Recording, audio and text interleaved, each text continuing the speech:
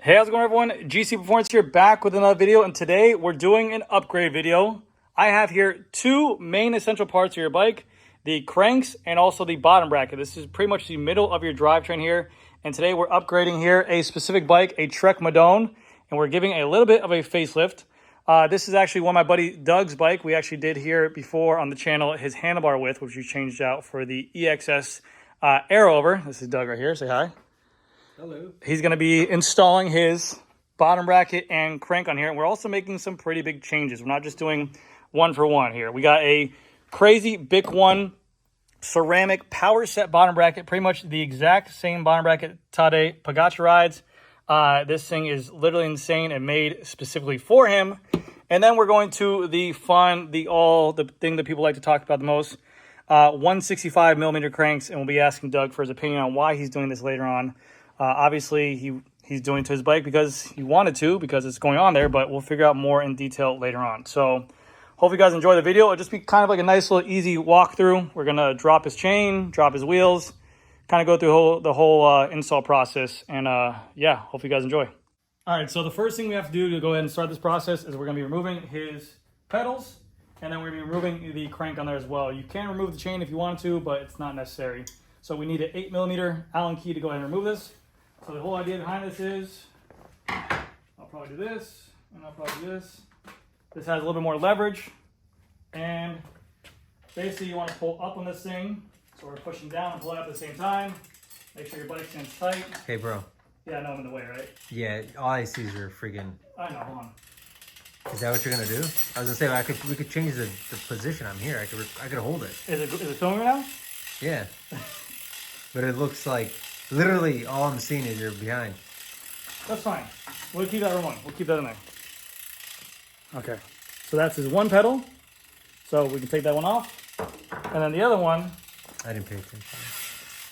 this one, all we have to do now is just kind of push down here. So if you want, you can move it if you want to show them. I just zoomed in. Okay, so we're just going to go ahead and take this. And all I'm going to do is push down here. Like so. So if you want to actually move right here. Sometimes it has a little bit more, you might have to take the bike off the stand and do it with your foot. But usually, we're just going to push down. Like that.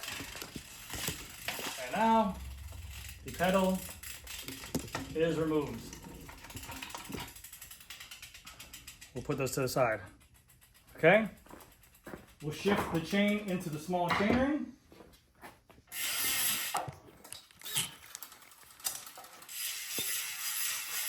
And we'll get the appropriate tools to remove it.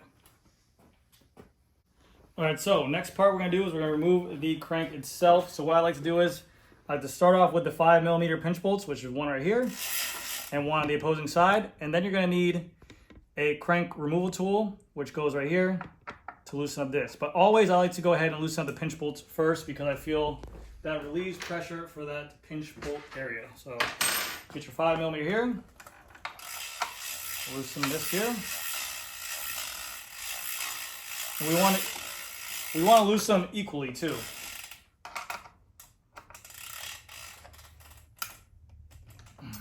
Make sure you're using a flat tool and not a ball head tool because you can definitely strip those things out pretty easily.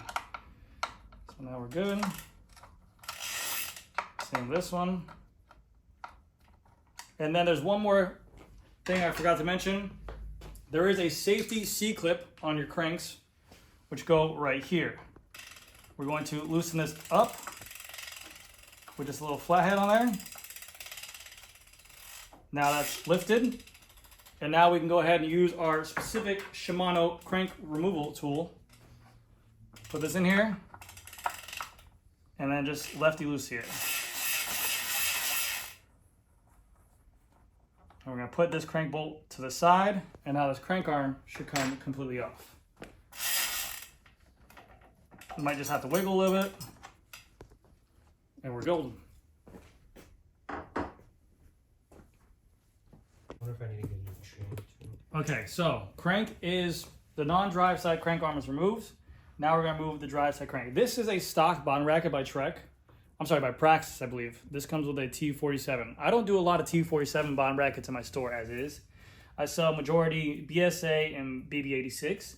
So T47 to me is always something new, but you see them a lot on Trex, Colnagos. More and more companies are starting to use them. Envy, Blackheart, stuff like that.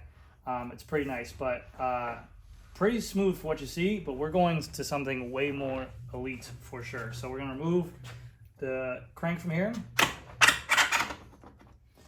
I'm gonna go ahead and give it a little wiggle, a little wobble. Crank is removed. Seal on one side and there's gonna be a seal on the other. And now we have to go ahead and use a tool to go ahead and remove this T47. If you did not know, T47 is actually threaded into the frame. All right, so we have to go ahead and loosen up our Praxis bottom bracket. For every kind of T47, you need a specific kind of tool, like Praxis makes their own kind of tool, which is equipped to ratchet. And then I'll show you as well, BIK1 has their own tool. A bunch of companies have their own tool in there, which is always fun, but we went ahead and pre-loosen this one up. Once you kind of get the bite off there, then it'll just kind of loosen up to its point. We'll go ahead and remove this right here. You can definitely probably do it with your fingers now. Yep. Boom, there's one. Bearing's actually looking in good condition. Pretty clean. Let me get the other side here. All right. Yeah, if you guys did not know, I recently sliced my thumb with a knife. I was opening up a box and I cut it pretty good, so that's why I'm not really too touchy on stuff today. Go ahead and go here. But we can use our other hand. If you hurt your one hand, you can always use your other hand. And that's a deeper meaning in life as well. There's always more meanings to that. You know? If one option is closed, the other option's open. And here. That's our bottom bracket with grease on there as well. Now let's go ahead and prep this area. We'll clean it up and we'll show you what the buttons look like. All right, so everything's out on the table. Now what we have to do is we have to transfer over the chain rings to the crank. Now he's currently running a 172.5 Altega crank, and we're going to a 165 here. And as he's cleaning up the bottom bracket, Doug, I would like to ask you, what is the reasoning for going 165? Now keep in mind, I'm running 165 as well, but go ahead. Tell me what your reasoning is. Because I want to be just like you. No, the truth is, I've heard a lot of good things. A lot of people saying that 165 is kind of a game changer in some respects. So I said, why not give it a shot? Let me see what it's like. And also, honestly, I'm also hoping that it helps with a little bit of the toe overlap issue I'm having with my bike. It's so tiny that this might actually eliminate that problem for me. I've almost gone down a couple times because of that. So you're talking about when you're at like a 3 o'clock and your toe's going to hit the tire here. Yeah, I've had it. I mean, it's just so slight that this might actually eliminate it. If it doesn't, not the end of the world. Honestly, I've heard a lot of really good things about the shorter cranks, and I said there's no better way to find out than by trying them myself. And Pagacha runs it. Pagacha runs it. Pagacha runs it. There you go. Yeah, Pagacha. You know, Jonas is really the guy. And then Jonas runs it too, right? I think he might, yeah. We don't know. We always want to say he does, yeah. I have to give him a call. Yeah, we'll give him a call. We'll get in touch. I think he watches my channel a lot. So we're going to go to the 165. I like it a lot as well. I think that it helps with me. I'm very stiff in terms of my fit. It helps with me a little bit more for my hip flexibility. I've noticed it a little bit more. I just noticed that it's easier to me for my riding style. It's like a muscle when you work out too. Think about it this way. If you're always overextending yourself, you're going to wear out your muscle faster and you might go ahead and cramp sooner. Whereas if you're doing just the normal burst of energy you're doing rapidly, keeping that same cadence, that same range of motion, you'll be able to do that more efficiently over longer periods of time. So that's my thought behind it. Obviously, everyone will have their own kind of thought behind it, but I think it makes sense. And then for let me add too. Yeah, so I guess it opens up that hip angle a little bit, right? Mm-hmm. And I've had some issues where I'm like tucked in a little bit. My knees are like hitting my chest almost. Yeah. So I'm hoping that maybe this will help with that, raise the seat a little bit. Mm-hmm. So no, people call it the lunch muscle all the time. They say those knees can come up super high, and if you're not that flexible, it'll kind of get in the way. So if you like to run a little bit lower stem or go ride in drops more, be a little bit more aggressive, it also helps out with that too. So like you said, he's going to try it out. And then for the bottom bracket, I'm going to go into detail about this one as well. This is a ceramic BIK1 bottom bracket, but the cool thing about this thing is the Powerset. It's a T47 used by Team UAE. There's a lot of technology behind this bottom bracket, but basically it's ceramic. So why are you going towards ceramic bottom bracket? Reduce some friction. We'll see if it really makes a difference or not, right? Some people swear by it. Some people say they can't tell the difference. An opportunity to upgrade, why not? Looks good. I think the blue looks pretty neat. I think it's gonna look really good on your bike. Kind of unique. That's one of the. I'll say that about upgrades. And you guys have watched my channel. I mean, if it makes you happy while riding your bike, why not? You know, and it's gonna look really badass on there. I mean, listen, when you get an opportunity to upgrade, you always do it, even if you don't need it. Yeah, it's the truth. I agree with that. I'm hoping I can tell the difference and reduce some of that friction. And I would say you don't have any issues on the bike as is right now. There's no reason that you needed to do it. I don't have to. Yeah, exactly. It's a luxury upgrade, right? Exactly. Why not? We have the opportunity to. So we're gonna go ahead and clean this stuff up. We're gonna swap the chainrings over, and then I'm gonna talk more on this big one in just a second. All right. So while he's back there cleaning off everything and transferring the chainrings over, I want to take this opportunity to talk a little bit more about this Powerset bottom bracket. Because let's be honest with you guys. The only reason why this thing gets so much buzz is because of the UAE team, and obviously the Pogacha runs it on there. Now, we'll be honest as well, Pogacha we all know is an animal, and he could probably do everything he's doing on any kind of bike and still be as dominant as possible. But whenever you have a rider of his caliber riding something like this and they're being endorsed by them, it's always cool to take a second look at one of these bottom brackets out there. Because nowadays, there's bottom brackets everywhere, and there's a lot of good ones. But this company makes some pretty crazy claims, which we'll talk about, and this is not cheap at all either. This is 400 euros. On their website. It's their most expensive bottom bracket they have to offer because it is their Powerset version. This is the only version you can get in the Powerset, which comes in T47. So I cannot run this because my bike is not T47. But if you're lucky enough to have a T47 bike, you can go ahead and buy this bottom bracket. So if you take a look at, usually on T47 bottom brackets, which we had just before, the practice one, it's usually two separate sides. But on here, this is a whole solid piece of alloy or machinery going all the way through and going to reinforce that spindle in that bottom bracket area. So you have bearings on this side, bearings on this side, and it's machined inside of, the bearings are sitting inside this machined piece of alloy right here to go ahead and add strength to it. We want to increase the lateral strength of the bike. Then you have on here, you're pretty much like this is going to cinch down or go ahead and align this with the threads on the other side. Not only does it have great stiffness on here and great protection, but it also has seals everywhere. So they give you seals on here on this thread to go ahead and help with water prevention. We have a plastic ring that's going to sit right here, for which we'll talk about their angular bearings. And we have another seal on this side as well. They are really good about keeping corrosion out and making sure you have a great fit for your bike. And then this goes on here as well when we seal it. Definitely, we're going to teach you guys how to do this. You got to put some grease in there. But let's check what else you get inside the box. Not only do you get the bottom bracket, but you're going to get a specific tool. Because again, like I mentioned before, usually all these companies have their own specific tool. This one's pretty cool though. It's a double-sided tool. You have the one side for the drive side, which is going to be here. It's going to fit very nicely inside of there. And then you have the other side for the non-drive side, which is going to fit inside here. Basically, this locks to the spindle, and that's it. Again, this can only be used for T47 and only a 24mm spindle in here. So only Shimano cranks and only 24mm spindles. What I also do like is they also give you seals for wet condition. It really says it right here, seals for wet condition, that you can put on there. So you can put these seals on your cranks, one on the drive side, one on the non-drive side, something like this. So you put that on there to go ahead and help with keeping your investment clean, keeping this structurally better and not allowing water to get inside here and corrode the inside of here, which is really cool. I don't think we're gonna be adding this for South Florida because any kind of seals in there after time will cause some kind of drag, but we're gonna run it just bare. The customer's gonna have the option to go ahead and change it out. And then you get some nice user manuals and also stickers in there as well on here. But let me talk to you guys about user manuals. Basically just tells you to grease, use the torque specs properly, all the stuff like that, okay? You guys look at that. But I'm gonna tell you exactly from Bikone. I'm not even gonna go ahead and try to sugarcoat this because this is exactly what Bikone says about their bottom brackets on here. Let me tell you guys about this. It basically says, this is from their website, okay? Their Powerset bottom brackets, preload system, angular contact ball bearings.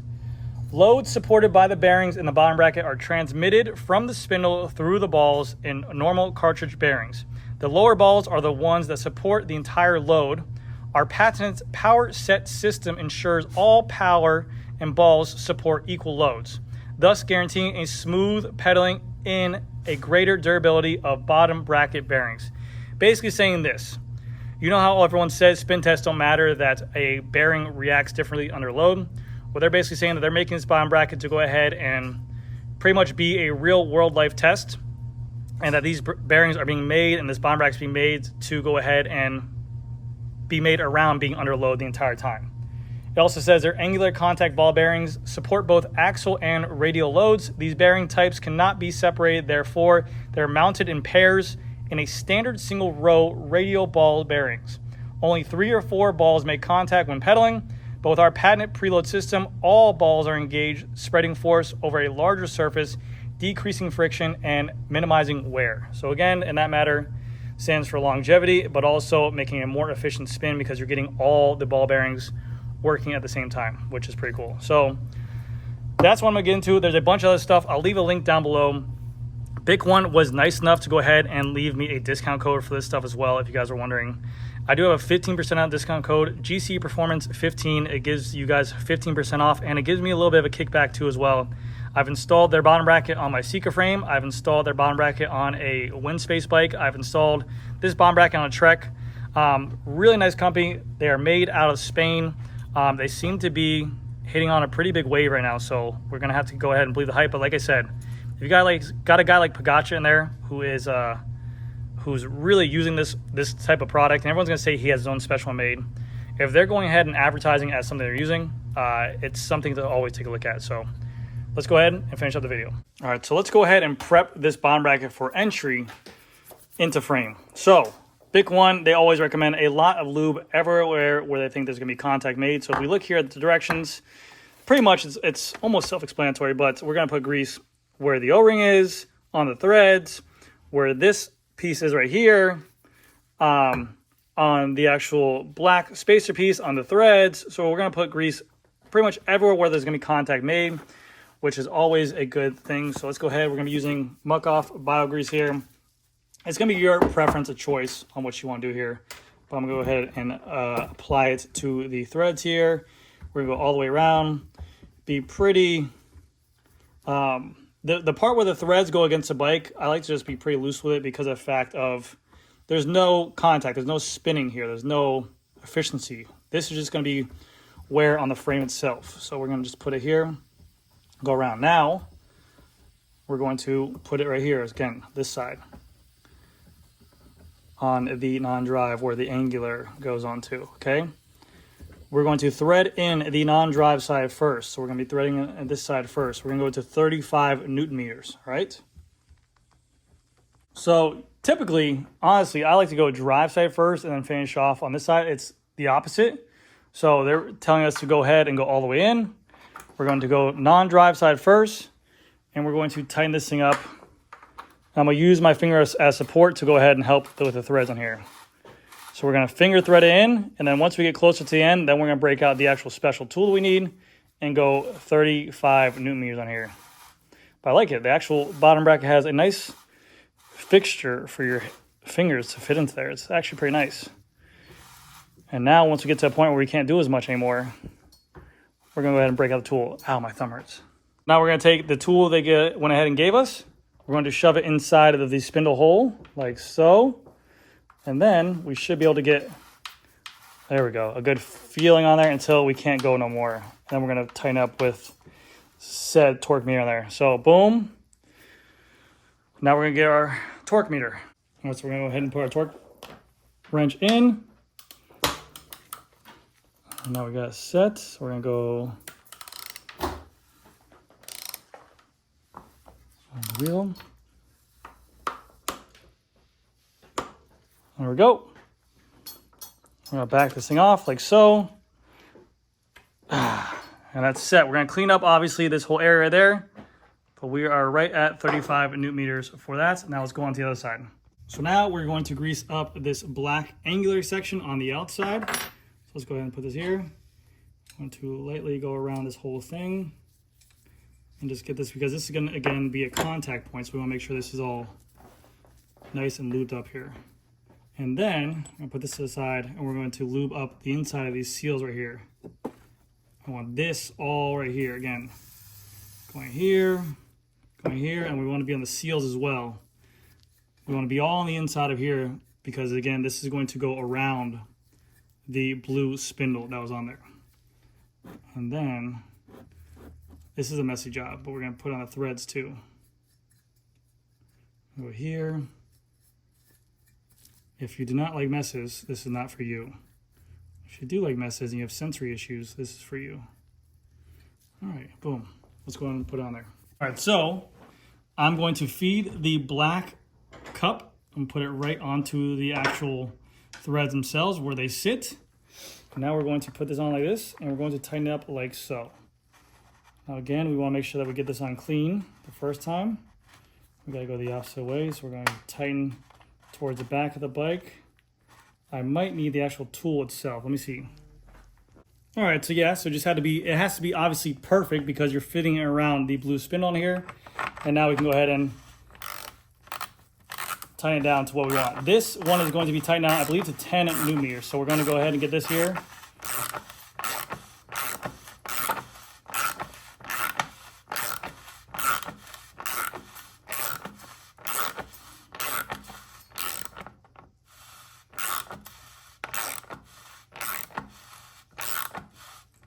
I'm gonna go ahead and I'm gonna remove this actually right now. I'm gonna set the torque to 10 newton meters.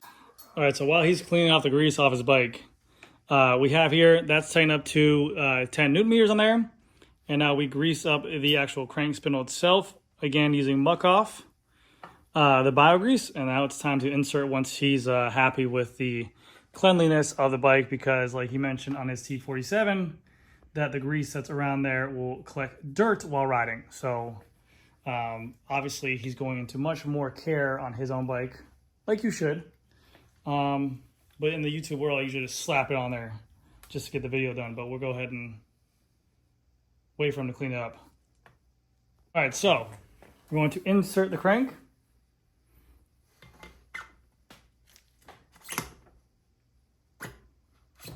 Oh, and that's already buttery smooth.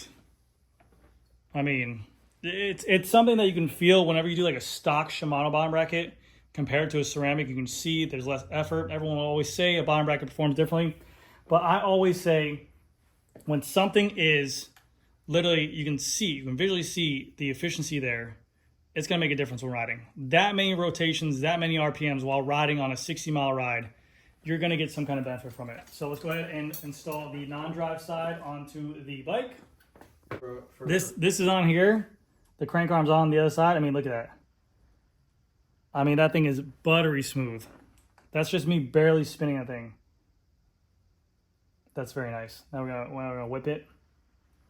That is a very nice bottom bracket. So now we have to go ahead and tighten up the star nut that comes with the Shimano cranks. Now, Bikone says 1.5 newton meters. We're gonna go ahead and test it and see how this does. Obviously, if there's play there, we don't want play in the crank. All this is going to add preload to your crank to get rid of play. The pinch bolts are what's going to hold the crank arms on there. So some people always ratchet these on there as hard as they can until they can't go anymore. That binds your crank. You only just want this just enough to take out movement. So we're gonna go to 1.5 newton meters on there. It's very little gauge, but we're gonna do it. All right, star nut is torqued down.